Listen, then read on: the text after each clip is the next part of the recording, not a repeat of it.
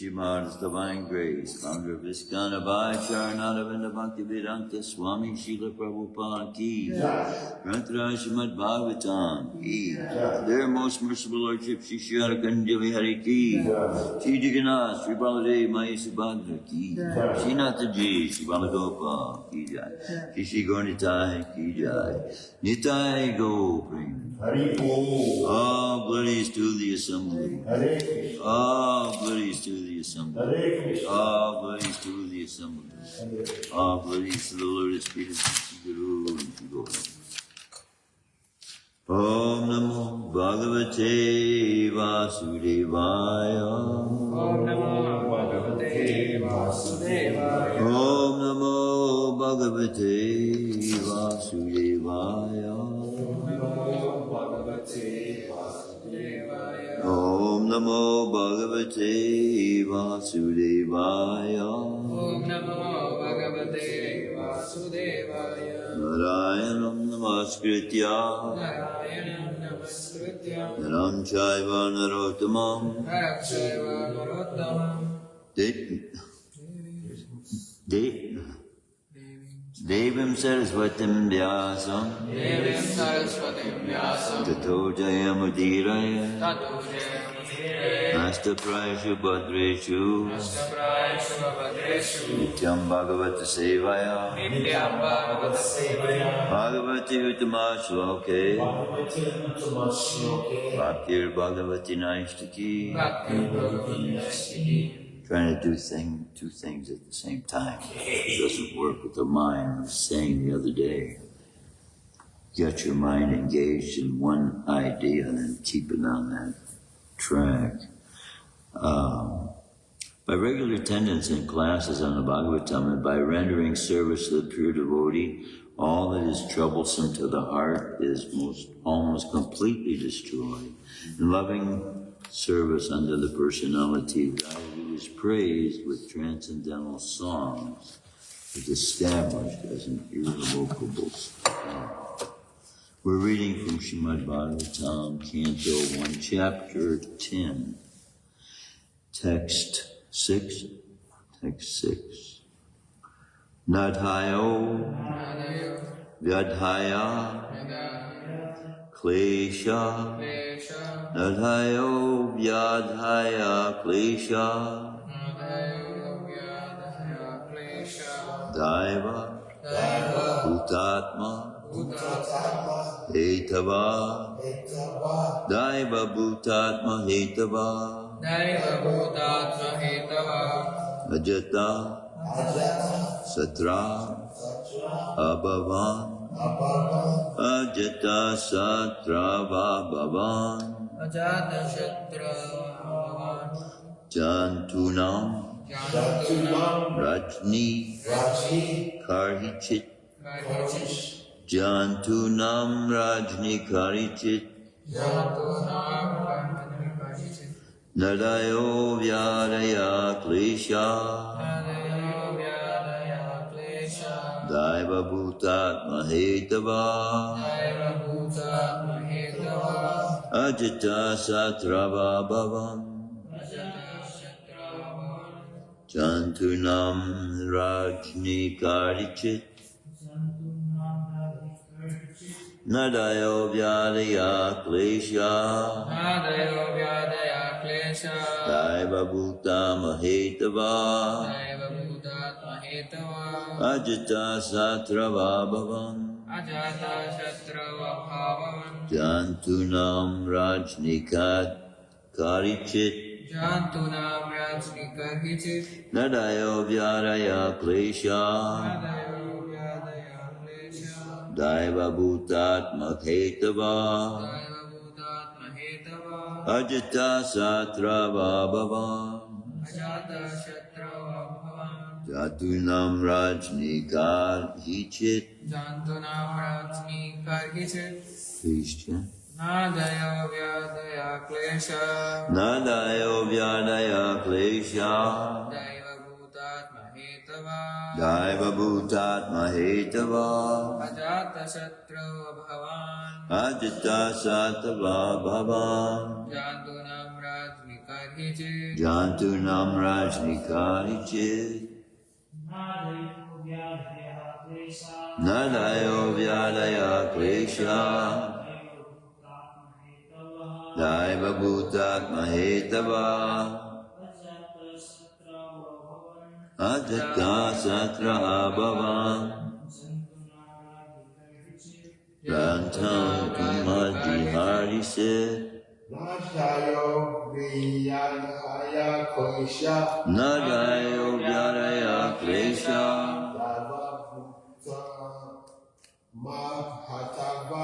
Daiva Bhutatma Hetava Ajata Satra Abhavan Ajita Satrava Bhavan Jantunam Rajni Karshit Jantunam Rajnikarichit Never. Adaya Anxieties. Vyadaya diseases. Klesha trouble due to excessive heat and cold. Trouble due to excessive heat and cold. Daiva Bhutatma all due to the body. O supernatural power and other living beings. supernatural power of the living beings, Etava, due to the cause of, due to the cause Ajita Satra, of Ajatasatra, unto one who has no enemy, unto one who has no enemy, Abhavan, happen, Jantunam, of the living being, Rajni, unto the king, Karichit, at any time. Narayo Vyaraya Klesha Daiva Bhutad Mahetava Ajita Satrava Bhavan Jantunam Rajnikarichit. Translation and purport by His Divine Grace Abhay Charnadavinda Bhaktivedanta Swami Srila Prabhupada. Because of the kings having no enemy, the living beings were not at any time disturbed by mental agonies, diseases, or excessive heat or cold. Please repeat. Because of the kings having no enemy, the living beings were not at any time disturbed by mental agonies, diseases, or excessive heat or cold. Because of the kings having no enemy, the living beings were not at any time disturbed by mental agonies, diseases, or excessive heat or cold. Purport by His Divine Grace, Abhay Charnadavinda Bhaktivedanta Swami Srila Prabhupada. To be non-violent to human beings and to be a killer or enemy of the poor animals is Satan's philosophy. In this age, there is enmity toward poor animals, and therefore the poor creatures are always anxious. The reaction of the poor animals is being forced on human society, and therefore there's always this strain of cold or hot war between men, individually, collectively, or nationally. At the time of Maharaj Yudhisthira, there were no different nations. Although there were different subordinate states, the whole world was united. And the supreme head, being a trained king like Yudhisthira, kept all the inhabitants free from anxiety, diseases, and excessive heat and cold. They were not only economically well-to-do, but also physically fit and undisturbed by supernatural power, by enmity coming from other living beings, and by disturbance of bodily and mental agonies. There's a proverb in Bengali that a bad king spoils the kingdom, and a bad housewife spoils the family. This truth is applicable here also, because the king was pious and obedient to the Lord and sages, because he was no one's enemy, and because he was a recognized agent of the Lord, and therefore protected by him. All the citizens under the king's protection were, so to speak, directly protected by the Lord and his authorized agents. Unless one is pious and recognized by the Lord, he cannot make others happy who are under his care. There's full cooperation between man and God, and man and nature. And this conscious cooperation between man and God and man and nature is exemplified by King Yudhisthira, can bring about happiness, peace, and prosperity in the world. The attitude of exploiting one another, the custom of the day, will only bring misery. Om Jnanatimarandasya Gyananjana Shalakaya Chakshusum Malitam Yena Tasmai Shri Gurave Namaha. We're seeing such a contrast being revealed in the minds of the citizens of the planet who are under the jurisdiction of a ruler who has submitted himself under the control of the laws given by the Supreme Personality of Godhead.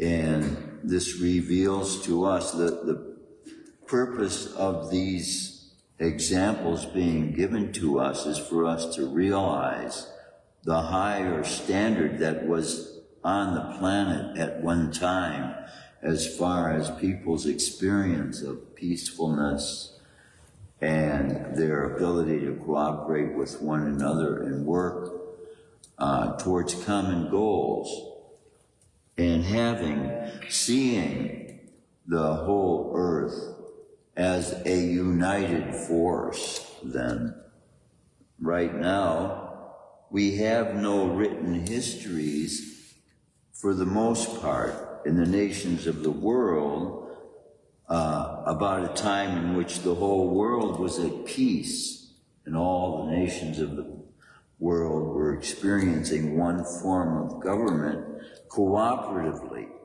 willingly. And this is evident that the scriptures are meant to lead us back into that form of government where we can all be working in harmony with one another. But the way things have evolved, the way the economic systems of the world have evolved, war is actually, in some people's minds, a very profitable enterprise. The production of military machinery and all of these bombs and all that. This is all a production in which people engaged in the production of are making money off of it. And what lies at the fruit of most crimes is what they say in government is, in order to find the source or the root of the problem, they look at the money trail. And so we can see as well this same problem today amongst the nations of the world. What they are being benefited by is to the detriment of society. The medical system is set up in such a way that when people are sick, doctors are wealthy. When people are having problems, then there is cause for there to be forced upon people laws that govern society that place upon the shoulders a burden, an unnecessary burden, created by sinful activity. So such an example is, for example, the insurance companies of the world. We are being forced to have to buy insurance the way the system is set up, because without it, people get into an accident and they cannot afford to pay for the damage they've caused to another living entity. So they have arranged a system that everybody pays into because individually we cannot afford it. But evidence that there is some fallacy in this idea is the fact that they can take the money from the people that are said to be requiring that because they cannot afford to pay for the damages caused by automobile accidents. And they pay the careers of executives. For 40, 50 years, they have a job at an insurance company that gives them, after they retire, income by the investments they make with the money that is forced to be paid by the people who are now having to be insured to be able to drive a car. If you have a boat on the water, it has to be insured. If you drive an airplane, It has to be insured. If you own a house and you don't want to be homeless, if it burns down, then it has to be insured. And all of these companies that are insuring us from poverty-stricken condition are making careers for themselves off the monies that are not having to be spent. And they're building huge buildings, skyscraper buildings costing millions and millions of money-paying dollars. That is coming from the people who cannot afford to pay for their accidents, yet accumulatively they are paying for the careers of insurance agents, for the building and housing of the insurance agents, for the assessors that work in the office to assess whether you can get the money from the accident that you had involved yourself in. So all of this is based around being rewarded for the fact that accidents are taking place. Or will take place. Or will take place. Or that will take place. Future tense. In the future. Right. So the whole system is set up to the destruction of mankind. The whole military phalanx of every nation in the world is set up for the destruction of mankind. Yeah. And mankind is making it more and more difficult.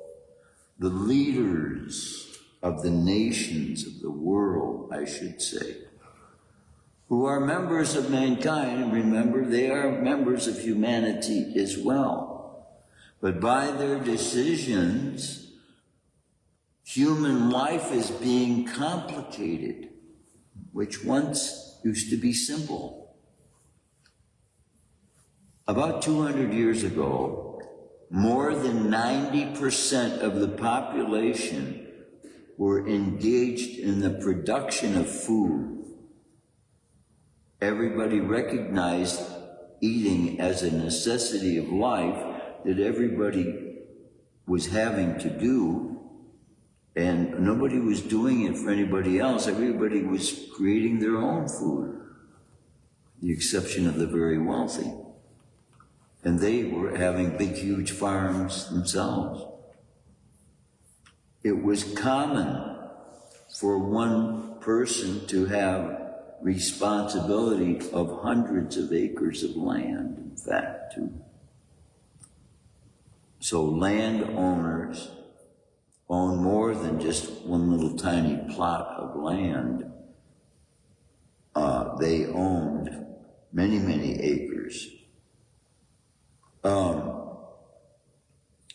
But land ownership as well was a concept that was introduced to the human race that at one time did not exist, the ownership of land. Man was nomadic by nature, going here and there where he could find a place to stay. The scriptures we see in the 7th canto, instructions being given by Narad Muni to Prahlad Maharaj. And I find it very peculiar.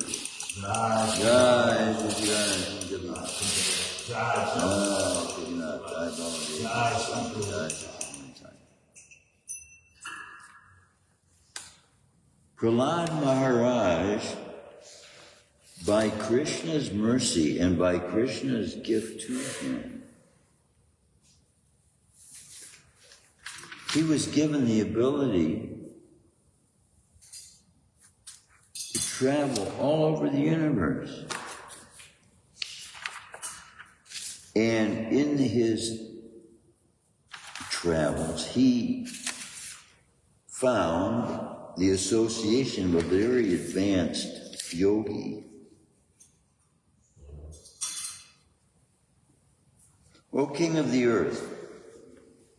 This is now Narad Muni speaking to Maharaj Yudhisthira also. Oh no, this is Narad Muni speaking to his disciple Prahlad, who is now the King of the earth. It has been decided by expert learned scholars that only the Supreme Personality of Godhead, Krishna, in whom all that is moving or non-moving within this universe is resting, and from whom everything is coming, is the best person to whom everything must be given. O King Yudhisthira. This is Narad Muni talking to Yudhisthira, sorry. The demigods many great sages and saints, including even the 4 sons of Lord Brahma, and I myself were present at your Rajasuya sacrificial ceremony. But when there was a question of who should be the first person worshipped, everyone decided upon Lord Krishna, the Supreme Person. The entire universe, which is full of living entities, is like a tree whose root is the Supreme Personality of Godhead, Achyuta, Krishna. Therefore, simply by worshiping Lord Krishna, one can worship all living entities. The Supreme Personality of Godhead has created many residential places, like the bodies of human beings, animals, birds, saints, and demigods. In all of these innumerable bodily forms, the Lord resides with the living being as Paramatma. Thus he is known as Purusha Avatar, avatar that incarnates in every body. O King Yudhisthira, the super soul in every body gives intelligence to the individual soul according to his capacity for understanding. Therefore, the super soul is the chief within the body. The super soul is manifested to the individual soul according to the individual's comparative development of knowledge, austerity, penance, and so on. My dear King, when great sages and saintly persons are mutually disrespectful, dealings at the beginning of Treta Yuga, deity worship in the temple was introduced with all paraphernalia.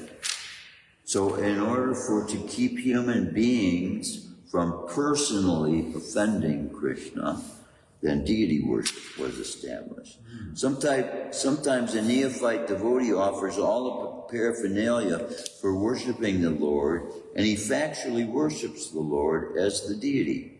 But because he is envious of the authorized devotees of the Lord, Vishnu, the Lord is never satisfied with his devotional service. So this is a protection. This is why people are kept from being able to know the name as well, because they blaspheme the name every day. My dear King, of all persons, a qualified Brahmin must be accepted as the best within this material world, because such a Brahmin, by practicing austerity, Vedic studies, and satisfaction, becomes the counterpart body of the Supreme Personality of Godhead. My dear King Yudhisthira, the Brahmins, especially those engaged in preaching the glories of the Lord throughout the entire world, are recognized and worshipped by the Supreme Personality of Godhead, who is the heart and soul of all creation. The Brahmins, by their preaching, sanctify the 3 worlds with the dust of their lotus feet, and thus they are worshipable, even for Krishna. This is revealing the status, the nature, the leaders of society are supposed to be on the level of. And we know by our own experience with these kinds of souls that they are not. They're envious of each other, they're fighting against each other, They're making enemies.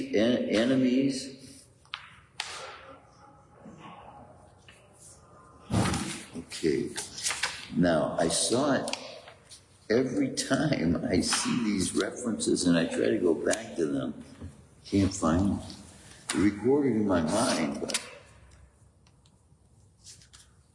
Krishna gives the ability to souls to travel through this universe as like a common ability that he gives. And see, we don't even have any concept of this, that there is preaching that needs to be done everywhere. And so, just like being in training at a job,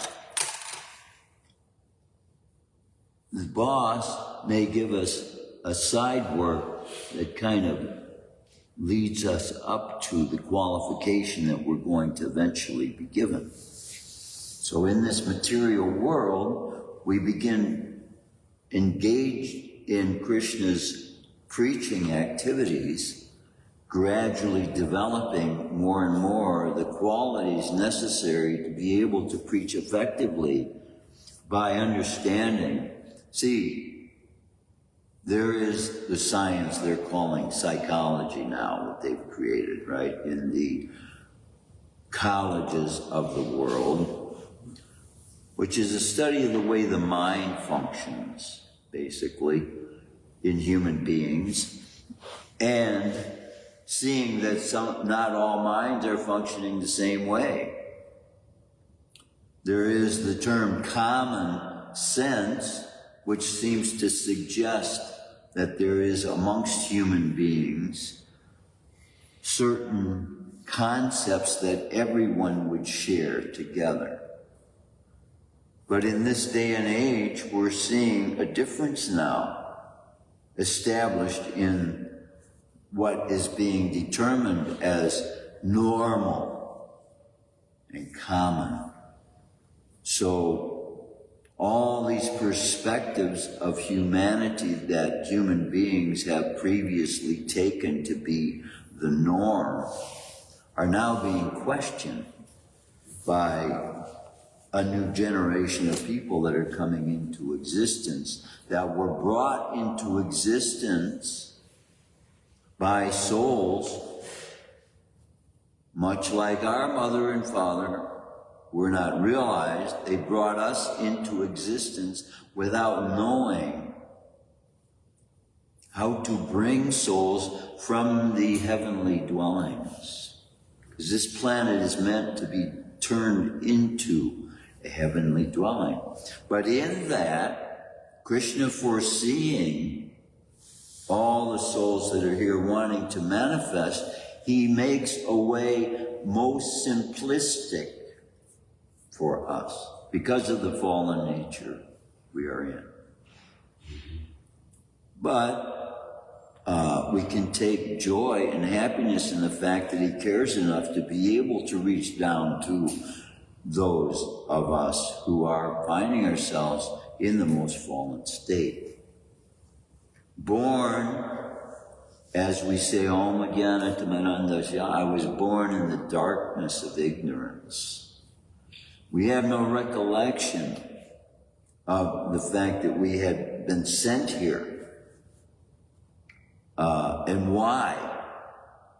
And we didn't choose. In most cases, the members of the human race didn't choose the birth knowingly. We got here by force of karma, by the laws of the universe that are constantly forcing living entities to engage in without their knowledge, without self-realization. People don't have any awareness of why they are stumbling, why they are falling, why they're engaged in so many activities that everybody else is engaged in. And some people are failing, some people are succeeding. Why? Why? If all men are equal, why then? And the real answer to that that is given to the souls who are self-realized. They come to realize the laws that govern the universe force living entities against their own will to have to suffer. The acts we engage in day by day by day by day by moment are seeds of reactions that we are causing to come into effect in our futures.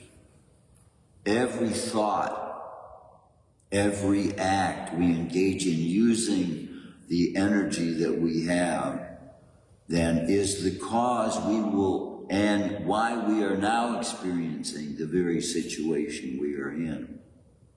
So, with infinite wisdom and divine love for all the souls that there are, the Supreme Person, the original person, the all-knowing, the all-powerful, the all-caring, all-loving, has made a process for us to be able to engage in, to be free from the effects of our own actions, to be free from the laws created for those who want to use the external energy to try find some pleasure, but to be free from that by engaging in the spiritual energy and then learning and experiencing what kind of pleasure there is to be found in the knowledge of eternalness, the knowledge of the substance of the soul,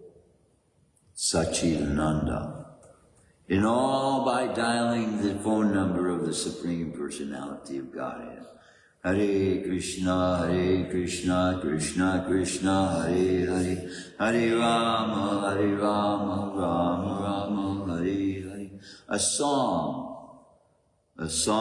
divine, to be sung by every living entity, to know the completeness of our ability to commune with the divine love of God, the all-powerful, supremely loving, divine Father of all and giver of all. And that force that is driving us, ultimately, if we can surrender, then that love that is Krishna himself within us will be that impelling force to give us eyes and understanding to know where we stand with him and what our proper place with God is and what our eternal place with God is. That's what we are longing for to know. Where do I belong? Where do I fit in? Because until we find that eternal place, it's going to be an experience of frustration, an experience of dissatisfaction, an experience of unsatisfaction and not completely fulfilled. Of course, the material world is of that nature because we're completely surrounded by that which is temporary. But as we apply the mind to the reality of the eternalness of the substance of God, the substance of the soul, and know the sameness is there, that eternalness is there to be known. Even though we have no means by these senses to know, the soul knows itself. And what to speak, Paramatma, the super soul, wants to give us that experience of eternalness. That experience, that's what bhakti is. Bhakti is the energy, the internal energy of the Supreme Person that is itself the same nature the soul is. So it's eternal. And as we apply the energy that we have to be able to use these bodies to perform activities with, as we apply it directly to to the service that is described by the Supreme Personality as pleasing to Him. Then we give up our own wills, we break our false ego, and we find peace and satisfaction within that is not available in any other practices. And that which is being made available through other practices in part. So, it is also described in these Vedic literatures that there are many paths being given to humanity according to time and circumstance, according to the cultural situations having been created over thousands of years. So as we can know, just seeing the different practices there are within all different cultures of the world, we're not all alike. And just as there's a game called telephone, where we start out with one truth passed along to the next person. We have a story that starts out with maybe 10 solid facts, that as the story is passed down, the facts get changed and added to a little bit. So this is what's happened with cultures of the world who have made adaptations to the instructions given to them by the highest souls within them that have been born for the evolution of humanity. The only way human beings can evolve is if they take the knowledge that each generation is producing from their experiences and continue it. This memory that we have is also our histories. The memories that we carry with us of our own experiences in life make up part of the history of humanity at large. And we can see, comparing ourselves to everyone we come in contact with, each and every one of us as an individual is going through so many varied experiences every day. And every one of them a different experience that is, by the understanding of God, requiring the ability for the soul that is the doctor of the souls to be able to come where that soul is to meet its needs where it is. And so, specifically as the doctor's prescription is to the specific disease. The disease we all have is a skin disease. We are all looking at one another by. We're thinking of one another by seeing with the eyes and judging one another by the ways that we see one another.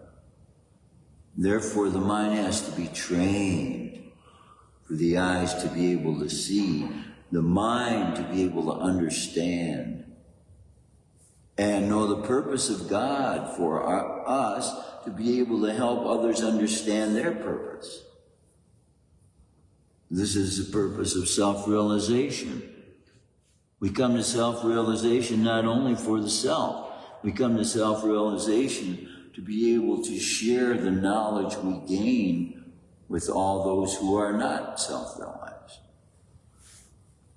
But self-realized is more than just knowing what we are, knowing who we are, and knowing why we're here. It is the impetus to keep us doing what we're supposed to be doing. Because the experience of the self, this described as bliss, we don't see it overwhelmingly taking part in the society's interactions with one another. For the most part, people are having problems more than they don't know what to do with the happiness. I'm so overwhelmingly joyful, I don't know what to do with all of my joy. We don't see this as a problem in society, do we? People overwhelmingly, they don't have a doctor prescription for this guy's too happy. How come? Why not? Because we don't know what self-realization is. We don't know what bliss is. We don't really know what it is. We don't know what eternity is to be happy about. All we're being faced with every day is this constant exposure to death, exposure to things breaking, things revealing their temporary nature. Everything is contrary to the eternalness of the spiritual world, is everything we're constantly coming in contact with every day, every moment. And so the scriptures leading us to understand that we have to see what is beyond what our physical experience is with the soul, not even with the mind.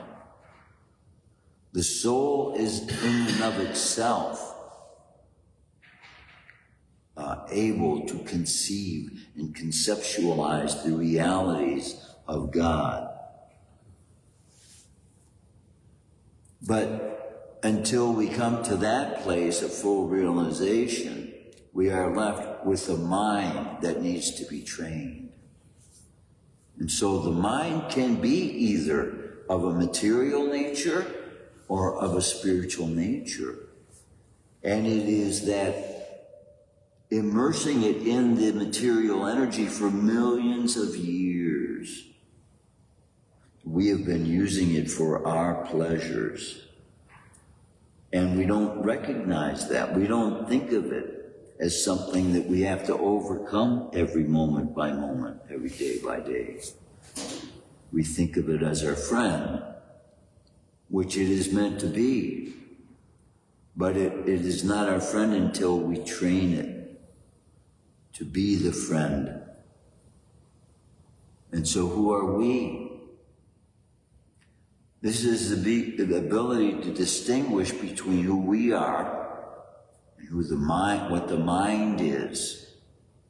People think of themselves as the mind, but the mind is part of the apparatus of the physical body we have, and we can use it to be able to realize the substance that the self that we are is made of. But once that status of realization is attained, the mental mind is gone. There won't be a mental mind. So the mental aspect of the psychological makeup of the human being is only one part of our being. And it is that our putting that as the only part of our being is that has put us into this place of experiencing all the things that the body is having to go through, is going through. So, once you get into a car, if you sit in one place and think of the reality of what the car can do the traveling of, it's easy to experience it sitting in one place. But as soon as you put the physical body into the car, now you're faced with the fact that you might get hit at any moment. Your journey might end. There might be a bug flying in the air that goes up your nose, so many things. So the mind can be used to reason the failures of others. This is why we share our experiences with others, that they can learn by our mistakes and not have to go through them themselves. Which is why it is said by the scriptures that a wise person can take the mistakes of others and learn by them. So when we come to find that we ourselves have made the mistake of coming into the material universe, we know we have all in common made the mistake. But now, knowing that it is a mistake, now we have the ability to correct those who have, in our same family, made the mistake of coming into the material universe where there is birth, death, old age, and disease. Now we can make the right choice to get out of it and bring as many souls with us getting out. This ends today's class. Anybody have any comments, any questions, any realizations you'd like to share for the benefit of all humanity, or any part of that group of people calling themselves human beings who may have the privilege of being able to tune into this broadcast? Devasiddhan Mandir in Detroit, Michigan, the Supreme Personality of Godhead has chosen to come and live here. We are very fortunate. John. We are very fortunate to have this association. Yes, we are very fortunate to be here in the association of the Supreme Person. I had a realization this morning that the Vyasa-san used to sit right here Yeah. for class. Remember? Yeah. We used to have gurus give class from there, and if we have more than one at one time, there would be one there and one there. Bhavananda used to sit there, Rameshwar used to sit there. Used to be two. At the same time, sometimes, yeah. Oh, okay. Vyasa-san back there. Because out of respect for the disciples that are considered Prabhupada disciples, that are sannyasis, they're like, put in an elevated position, because from the start they were there, and there was Srila Prabhupada, and they've been applying the process longer than we have. So they have something to share with us, to give us. Oh. So that's why. So two Vyasa-sans. Yeah, we had to at one time. There were. I don't know what we did with them. Any comments, any questions, any realizations anyone would like to share? Grantaraj Shrimadbhagavatam, Ki Jai, Srila Prabhupada, Ki Jai. Thank you. No Brian?